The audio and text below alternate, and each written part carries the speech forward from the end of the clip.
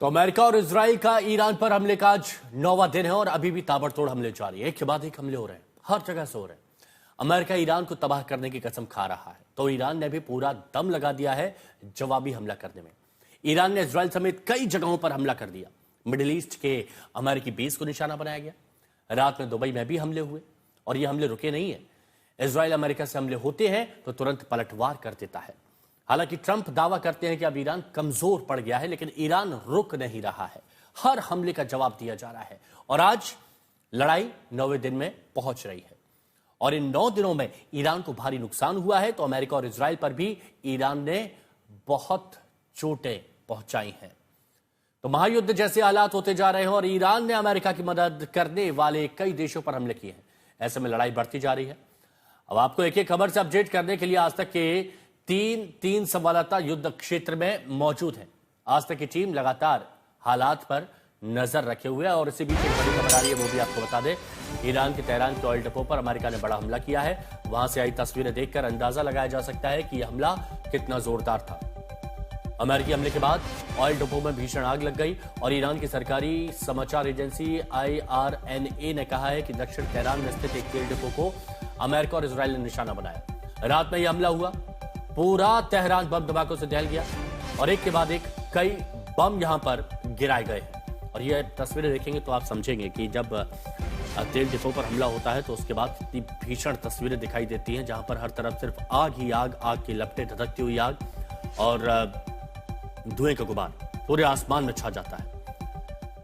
रूह कपा देने वाला ये मंजर ये आप देख पा रहे हैं तेहरान में तेल डिपो पर जब अमेरिका ने हमला किया। सुमित हमारे सहयोगी हमारे साथ इस वक्त जुड़े हुए हैं। सुमित, भीषण हमला कहा जा सकता है इसे, क्योंकि दूर दूर तक सिर्फ धधकती हुई आग और आग की लपटें ही देखी जा रही हैं।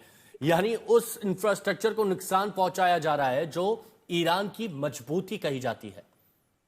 देखिए बिल्कुल, और इसके पीछे की सबसे बड़ी वजह भी है कि हर रोज करीबन करीबन 2.5 मिलियन के करीब जो बैरल तेल है वो लगातार ईरान की तरफ से एक्सपोर्ट किया जाता है, उसको प्रोड्यूस किया जाता है। और तीसरी सबसे बड़ी ऑयल रिफाइनरी इस समय तेहरान में मौजूद है, जिसकी कैपेसिटी करीब करीब 3.5 लाख जी। बैरल की है। अभी महत्वपूर्ण ये है क्योंकि जिस तरीके से आप भी बता रहे थे कि अब इसराइल और अमेरिका का फोकस ये है कि अब तक जो रीजन चेंज या फिर जो पैनिक वाली बात वो कर रहे थे वो जमीनी तौर पर दिख नहीं रही। ऐसे में तेहरान का ईरान के इकोनॉमिक स्ट्रक्चर्स को, वहां के जो इकोसिस्टम्स है उसको हिलाने की जरूरत है। और शायद इसी वजह से हमने देखा कि आज तेहरान पर बड़े ऑयल रिफाइनरी पर अटैक किया गया। इसके अलावा कहा जा रहा है कि कई और ऑयल रिफाइनरी है जो इश्वान में मौजूद है, बंदर अब्बास में मौजूद है, वो भी इस समय बड़े टारगेट लिस्ट पर है। और माना ये जा रहा है हिमांशु कि IRGC के कमांड एंड कंट्रोल सेंटर्स तो लगातार अटैक किए ही जा रहे हैं, उनके जो बैलिस्टिक मिसाइल्स के साइलोज हैं उनको अटैक तो किया ही जा रहा है, बल्कि अब इकोनॉमिक हब्स को, यानी हाँ, ईरान के अंदर मौजूद इकोनॉमिक जो कॉरिडोर्स हैं या फिर उनके हब्स हैं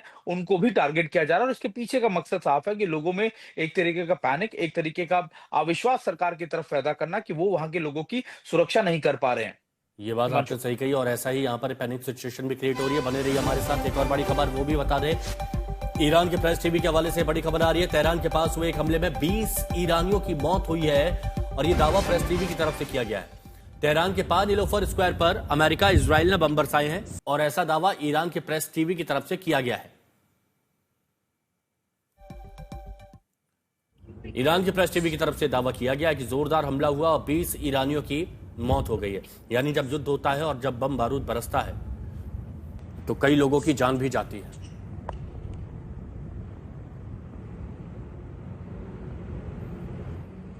तो बीती रात ईरान ने दुबई पर फिर से हमले किए और ईरान ने दुबई के मरीना में हमला किया है। हालांकि दुबई अथॉरिटी ने दावा किया कि हमले को हमने नाकाम कर दिया, लेकिन ड्रोन जहां गिरे वहां पर काफी नुकसान पहुंचा है। दुबई में ईरान का हमला नाकाम हुआ है। ईरान की तरफ से ड्रोन गिराए गए थे और बताया जा रहा है कि इससे खासा नुकसान पहुंचा और यह वीडियो भी आया है जहां पर ड्रोन गिरा उसके बाद का।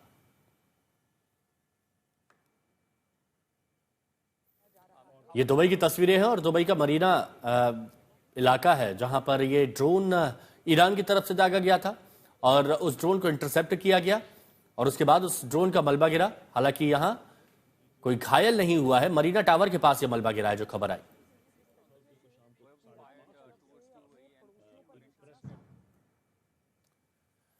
आशुतोष मिश्रा हमारे सहयोगी इस वक्त हमारे साथ में जुड़ चुके हैं। आशुतोष, दुबई में अभी भी हमले हो रहे हैं। हालांकि कहा गया था ईरान की तरफ से, पजेश्कियान की तरफ से, कि हम अपने पड़ोसी मुल्कों पर अब हमला नहीं करेंगे जब तक वहां से हमला नहीं होता है।